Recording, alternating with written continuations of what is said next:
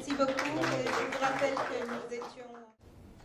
Il y a énormément d'obstacles auxquels le Mali fait face.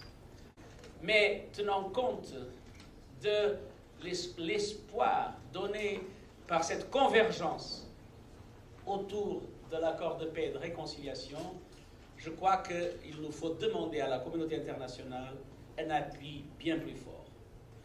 Un appui au Mali, un appui à sa capacité de bâtir ses forces de sécurité et aussi de déclencher un processus de résilience et de développement, même avec toutes les difficultés.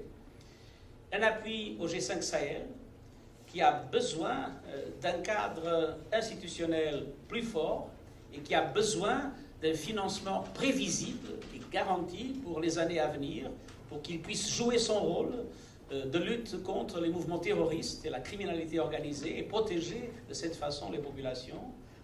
Et un plaidoyer très fort pour une solidarité avec le Sahel du point de vue du développement. Il faut que la communauté internationale s'engage. Il y a déjà l'Alliance pour le Sahel qui mobilise un certain nombre de pays européens.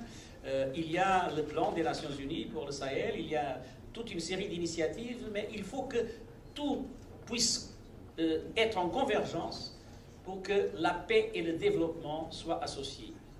Nous savons qu'il n'y a jamais de paix durable sans développement et il n'y a pas de développement durable sans paix. Je crois que le Sahel peut devenir, avec l'effort des citoyens de la région, mais avec l'appui de la communauté internationale, le Sahel peut devenir la preuve que les deux choses vont ensemble.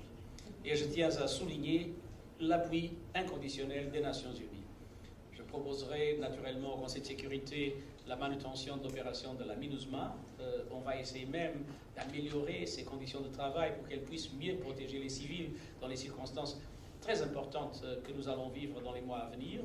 Je désire aussi que le Mali puisse connaître des élections libres, entièrement légitimes et qui soient un pas important dans la construction du futur. Les Unis ne sont pas un arbitre. Le Mali est un pays souverain. Les Nations Unies sont et seront un ami fidèle du Mali et nous sommes à la disposition naturellement du gouvernement et de l'opposition pour tout faire, pour appuyer la réalisation des élections pour qu'elles puissent être des élections exemplaires. Naturellement que j'ai moi-même été dans mon pays quelquefois opposition, quelquefois gouvernement. Et la solution qui est toujours nécessaire quand on fait face à une période électorale, c'est d'avoir le dialogue national qui est nécessaire pour qu'on puisse regarder ces élections comme quelque chose de normal et dont le résultat, quoi qu'il soit, puisse être accepté par tout le monde. Merci. Merci beaucoup. Je vous rappelle que nous étions...